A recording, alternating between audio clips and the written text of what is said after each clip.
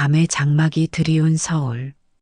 고층 빌딩 숲은 화려한 불빛으로 가득했고 그 아래의 도로는 끊임없이 움직이는 차량으로 활기가 넘쳤습니다.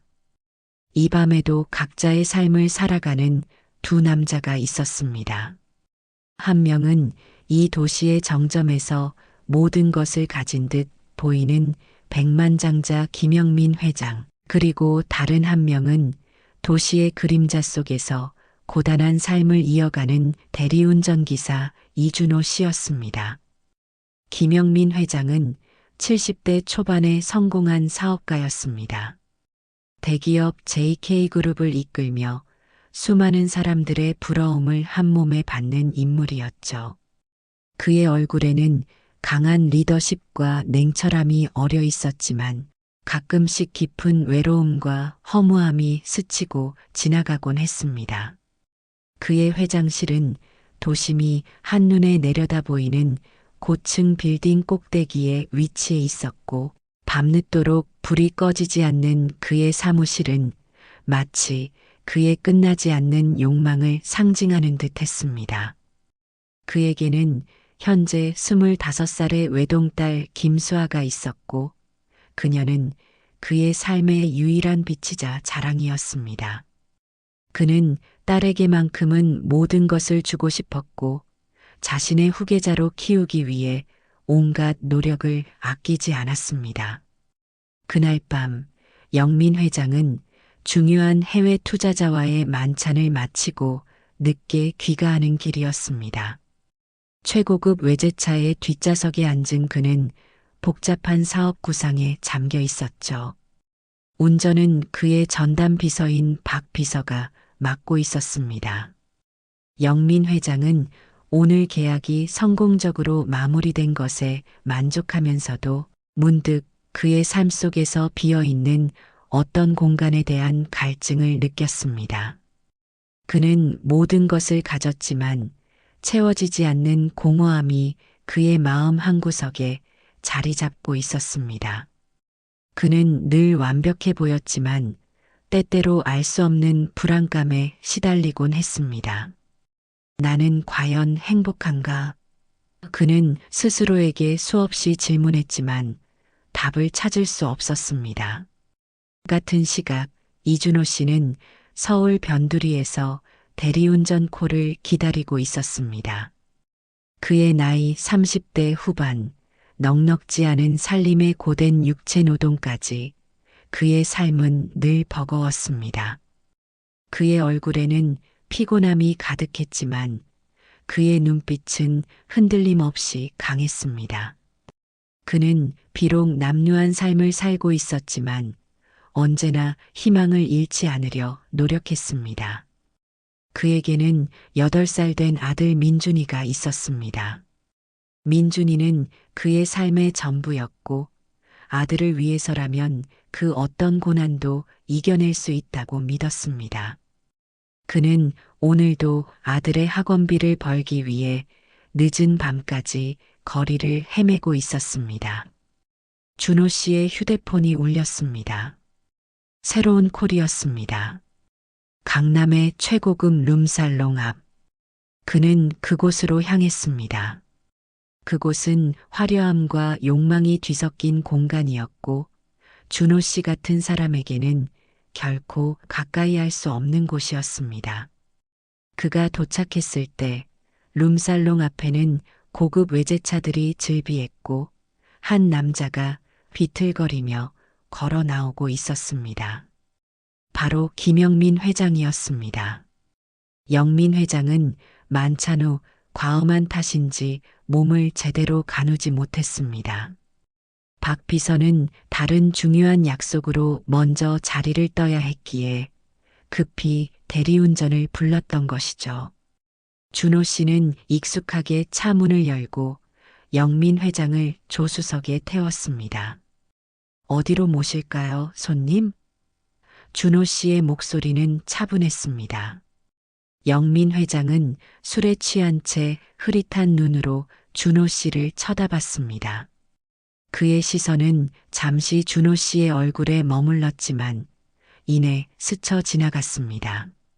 30년 전 그가 외면했던 기억의 조각이 잠시 흔들렸을 뿐 그는 아무것도 알지 못했습니다. 이 두 남자의 운명적인 만남은 이렇게 시작되었습니다. 아무것도 모른 채 서로의 삶에 깊숙이 들어서게 될 두 남자의 이야기는 이제 막 시작될 참이었습니다. 깊은 밤 준호 씨는 영민 회장을 태우고 서울의 도로를 달렸습니다. 차 안은 고요했고 라디오에서 흘러나오는 잔잔한 음악만이 그 침묵을 깨고 있었습니다. 영민 회장은 술에 취해 잠이 들었는지 조수석에 기대어 조용했습니다. 준호 씨는 앞만 보고 운전했지만 문득 그의 시선은 백미러에 비친 영민 회장의 얼굴에 머물렀습니다. 왠지 모르게 익숙한 느낌. 그는 고개를 저었습니다. 그저 피곤해서 착각하는 것이라고 스스로를 위로했습니다. 준호 씨의 삶은 어릴 적부터 순탄치 않았습니다. 그는 갓난아기 때 보육원 앞에 버려졌습니다. 그의 부모가 누구인지, 왜 자신을 버렸는지 그는 전혀 알지 못했습니다. 보육원에서 성장한 그는 늘 부모님에 대한 그리움과 원망을 동시에 품고 살았습니다. 특히 아버지에 대한 갈증은 더욱 컸습니다. 그는 자신을 버린 아버지에게 미움과 함께 한편으로는 왜 나를 버렸을까 하는 연민을 느끼기도 했습니다. 그는 어린 시절부터 항상 나는 누구인가라는 질문을 안고 살았습니다. 그에게 가족이란 오직 아들 민준이 뿐이었습니다. 잠시 후 영민 회장이 잠에서 깨어났습니다. 어디쯤 왔나? 그의 목소리는 아직 잠기어 있었습니다. 이제 거의 다 왔습니다, 손님. 준호 씨는 친절하게 대답했습니다. 영민 회장은 창밖을 보더니 중얼거렸습니다. 오랜만에 밤거리를 보니 옛날 생각이 나는군. 그의 말에 준호 씨는 아무런 대답도 하지 않았습니다.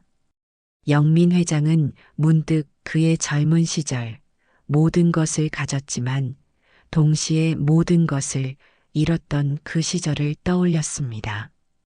30년 전 영민 회장은 촉망받는 젊은 사업가였습니다. 당시 그는 사랑하는 연인 민서가 있었지만 그의 집안에서는 그녀를 탐탁지 않게 여겼습니다. 그녀는 가난한 집안 출신이었고 영민 회장의 성공을 위해서는 도움이 되지 않는다고 생각했기 때문이었죠. 결국 그의 가족들은 그녀와의 관계를 반대했고 그는 집안의 압력에 못 이겨 그녀를 떠나보내야 했습니다. 그리고 얼마 후 그녀가 자신의 아이를 가졌다는 소식을 듣게 되었습니다. 영민 회장은 갈등했지만 자신의 성공과 집안의 명예를 포기할 수 없었습니다. 그는 결국 아이를 포기하는 비정한 결정을 내렸습니다. 그는 민서에게 충분한 돈을 쥐어주고 떠나보냈고 그 후 다시는 그녀를 만나지 못했습니다. 그의 마음속에는 늘 민서에 대한 죄책감과 후회가 자리 잡고 있었지만 그는 그 기억을 봉인한 채 살아왔습니다. 그는 당시 자신이 한 일에 대해 일말의 양심의 가책을 느끼고 있었지만 스스로를 합리화했습니다. 그것은 어쩔 수 없는 선택이었다. 나는 내 성공을 위해 모든 것을 희생해야 했다. 그는 그 후 사업에만 매진했고 지금의 JK그룹을 일궈냈습니다. 하지만 그의 마음 한구석에는 늘 사라지지 않는 그림자가 드리워져 있었습니다. 그는 그것을 딸 김수아에게서 위로받으려 했습니다. 딸에게만큼은 모든 것을 주고 싶었던 그의 마음은 어쩌면 과거의 죄책감을 씻어내려는 무의식적인 시도였을지도 모릅니다. 그는 준호 씨가 자신의 아들이라는 사실을 전혀 알지 못한 채 자신의 과거를 회상하고 있었습니다. 잊혀진 기억과 스쳐가는 인연, 두 남자의 운명은 이제 막 거대한 소용돌이에 휘말리기 시작했습니다. 준호 씨는 평소처럼 대리운전을 하며 하루하루를 보냈습니다. 하지만 어젯밤 영민 회장과의 만남이 왠지 모르게 마음에 걸렸습니다. 그의 얼굴에서 느껴지던 낯선 익숙함, 그리고 알 수 없는 이끌림. 그는 그저 피곤해서 헛생각하는 것이라고 스스로를 다독였습니다. 그러나 그의 마음 속에는 작은 의문이 계속해서 맴돌았습니다. 한편 영민 회장은 평소와 다름없는 바쁜 일상을 보냈습니다. 그는 어젯밤 대리운전 기사와의 만남을 기억하지 못했습니다. 그에게는 수많은 사람들이 스쳐 지나갔고 그들에게 일일이 신경 쓸 여유가 없었습니다. 그는 오직 사업가 딸 김수아에게만 집중했습니다. 딸 수아는 최근 해외 유학을 마치고 돌아와 JK그룹의 기획실장으로 일하고 있었습니다. 영민 회장은 딸이 자신의 뒤를 이어 회사를 잘 이끌어가기를 바랐고 그녀에게 모든 것을 가르쳐 주려 했습니다. 그날 밤 영민 회장은 중요한 계약을 앞두고 잠을 이루지 못했습니다. 평소 지병이었던 심장병이 심해졌는지 가슴 통증을 느끼며 식은땀을 흘렸습니다. 그는 비서에게 전화를 걸어 병원으로 가려 했지만 이미 비서는 퇴근한 후였습니다. 영민 회장은 혼자서라도 병원에 가려 했지만 몸이 뜻대로 움직이지 않았습니다. 그는 결국 휴대폰을 떨어뜨리고 쓰러지고 말았습니다. 그의 눈앞이 아득해졌고 의식은 점점 희미해졌습니다. 그의 삶은 오직 성공만을 향해 달려왔지만 가장 중요한 순간 그는 혼자였습니다. 바로 그때 준호 씨의 휴대폰에 콜이 울렸습니다. 익숙한 번호였습니다. 며칠 전 대리운전을 했던 김영민 회장의 집 주소였습니다. 설마 하는 마음에 그는 그곳으로 향했습니다. 도착했을 때 문은 열려 있었고 집 안은 고요했습니다. 준호 씨는 집 안으로 들어섰고 거실 바닥에 쓰러져 있는 영민 회장을 발견했습니다. 그는 급히 119에 신고하고 영민 회장을 부축해 밖으로 나왔습니다. 구급차가 도착했고 준호 씨는 영민 회장을 태우고 병원까지 동행했습니다. 그는 자신도 모르게 영민 회장을 향해 아저씨, 정신 차리세요. 조금만 더 힘내세요. 라고 소리쳤습니다. 그의 목소리에는 알 수 없는 간절함이 담겨 있었습니다. 병원에 도착한 영민 회장은 위급 상황에 놓였습니다. 의료진은 즉시 응급 처치를 시작했지만 그의 심장은 약해질 대로 약해져 있었습니다. 의사는 준호 씨에게 다가와 물었습니다. 보호자분이신가요? 환자분께서 혈액형이 매우 희귀합니다.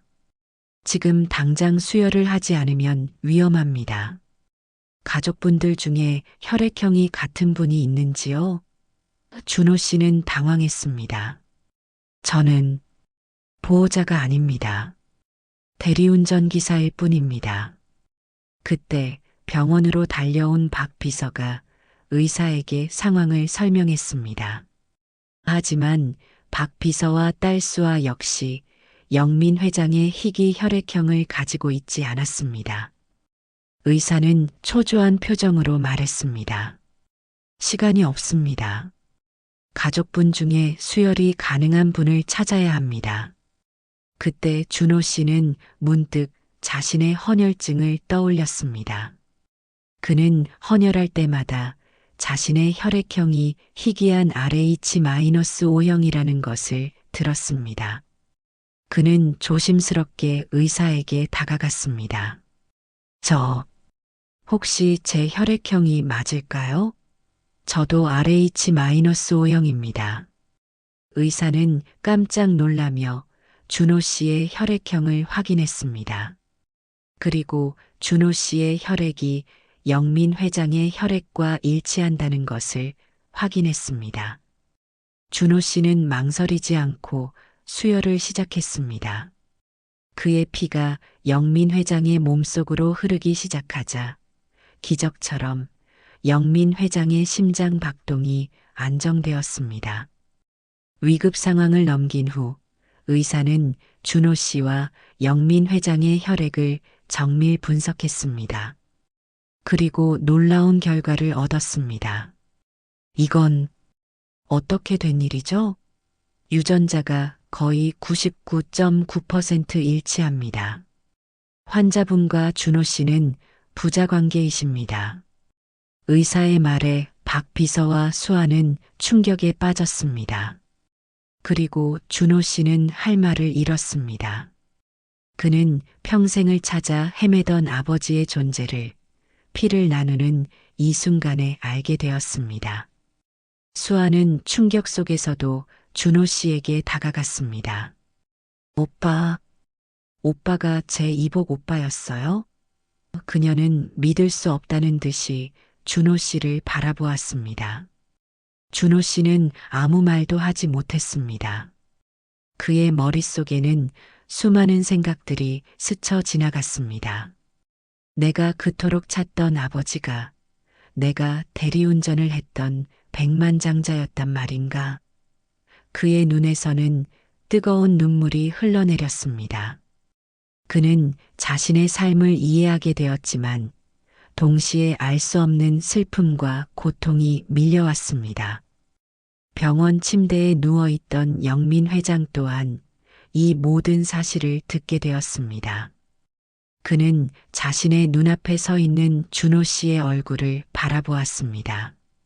30년 전 자신이 외면했던 아이가 이렇게 성장했다는 사실에 충격과 함께 죄책감이 밀려왔습니다. 그의 심장은 다시 한번 쿵 하고 내려앉는 듯 했습니다.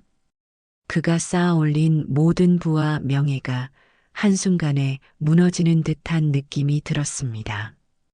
그는 자신의 비정함이 결국 자신의 아들을 대리운전 기사로 만들었다는 사실에 가슴이 찢어지는 듯한 고통을 느꼈습니다. 영민 회장은 병실에서 눈을 떴을 때 그의 앞에는 준호 씨가 서 있었습니다. 그는 아무 말도 하지 못했습니다. 그저 준호 씨의 얼굴을 하염없이 바라볼 뿐이었습니다. 준호 씨는 아버지에게 먼저 말을 꺼냈습니다. 김영민 회장님, 저는 이준호입니다.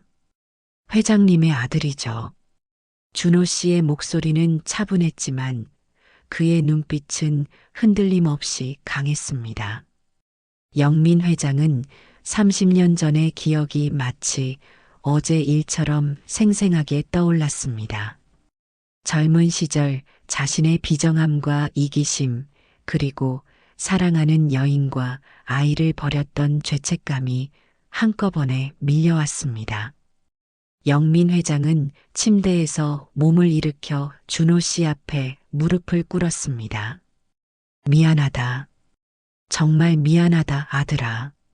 그리고 그 아이의 어머니에게도, 민서에게도. 그는 말을 잇지 못하고 흐느꼈습니다. 나는 너희 어머니가 이미 세상을 떠난 줄로만 알았다. 미안하다. 정말 미안해. 영민 회장의 진심 어린 사과에 준호 씨는 말없이 아버지의 어깨를 감쌌습니다. 그의 눈에서도 뜨거운 눈물이 흘러내렸습니다. 그는 평생을 찾아 헤매던 아버지의 존재를 알게 되었고 아버지의 진심 어린 사과를 받게 되었습니다. 그는 아버지를 용서했습니다. 그것은 그에게도 힘든 결정이었지만 그는 더 이상 아버지에 대한 미움과 원망을 품고 살고 싶지 않았습니다. 그는 아버지의 아픔을 이해했고 아버지의 용서를 받아들였습니다. 수아는 옆에서 두 남자의 모습을 지켜보며 눈물을 흘렸습니다. 그녀는 아버지와 오빠의 재회가 자신에게도 큰 위로가 되었다는 것을 느꼈습니다. 그녀는 비로소 온전한 가족을 찾았다는 안도감과 함께 아버지의 과거를 용서할 수 있을 것 같았습니다. 그들은 30년 만에 비로소 진정한 가족이 되었습니다. 엇갈렸던 운명이 제자리를 찾고 숨겨진 진실이 밝혀지며 용서와 화해의 새로운 장이 열린 순간이었습니다. 영민 회장은 병원에서 퇴원한 후 준호 씨와 수아를 자신의 집으로 초대했습니다. 그는 준호 씨에게 JK그룹의 임원 자리를 제안했지만 준호 씨는 정중하게 거절했습니다. 저는 제가 가진 것에 만족합니다. 그리고 제가 하고 싶은 일을 하고 싶습니다. 준호 씨의 말에 영민 회장은 실망했지만 동시에 아들의 굳건한 마음에 감동했습니다.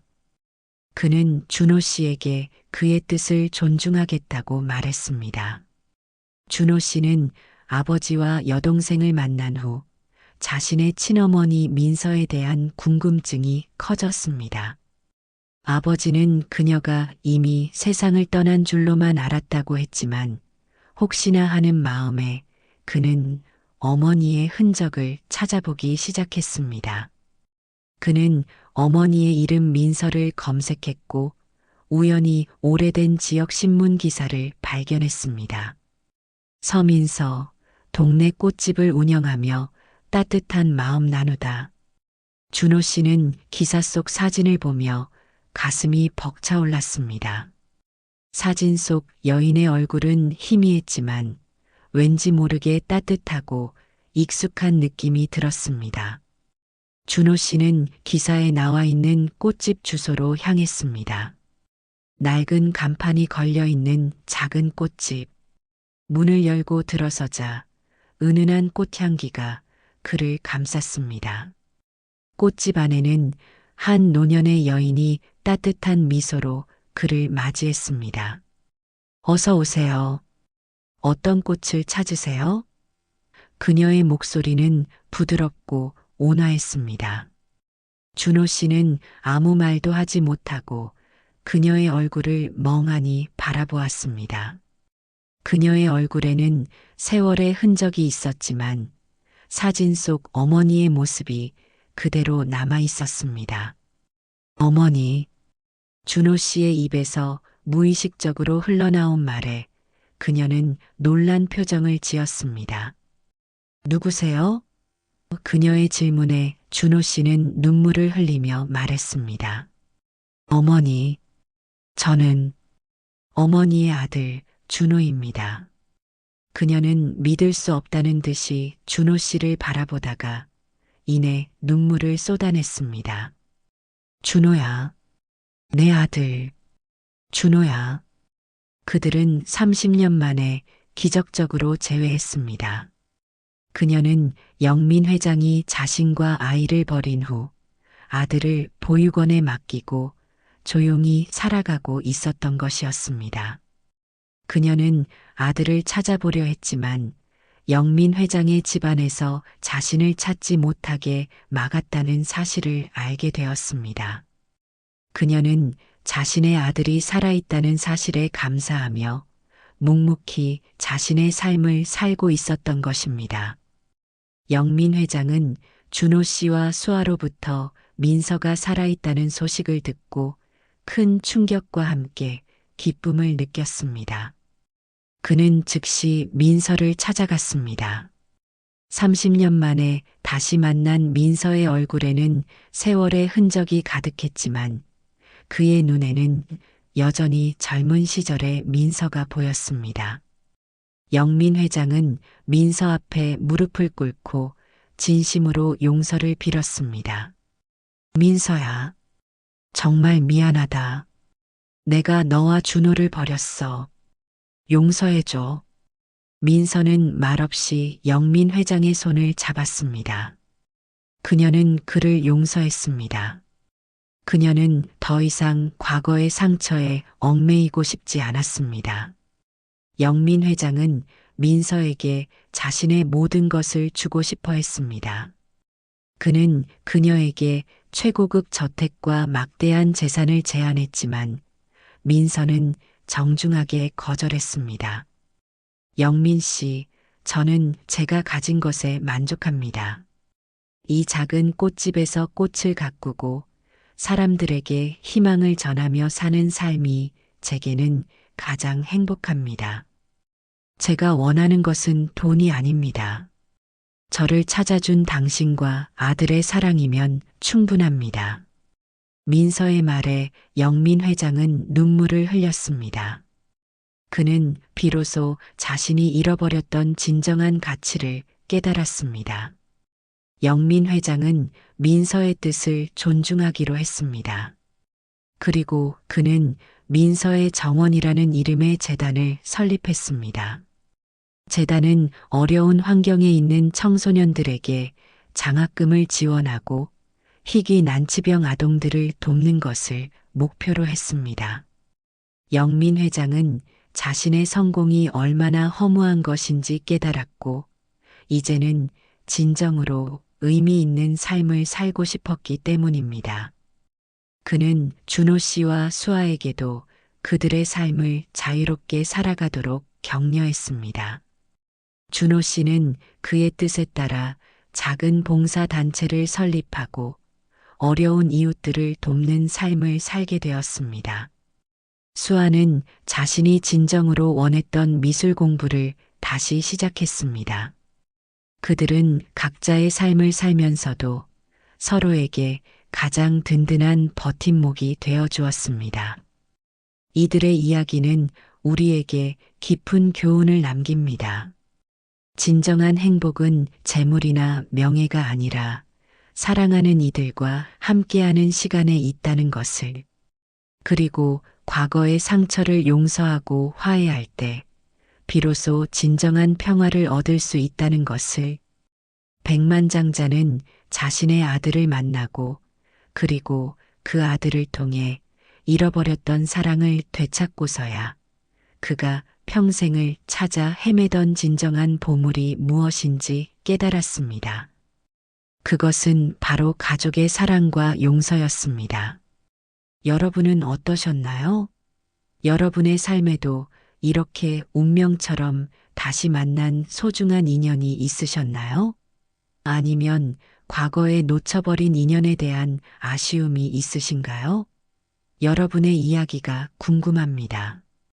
이 영상이 가슴 깊이 와닿으셨다면 댓글에 여러분의 소중한 의견을 남겨주세요. 좋아요와 구독, 그리고 알림 설정까지 부탁드립니다. 다음에도 더 좋은 이야기로 찾아뵙겠습니다. 감사합니다.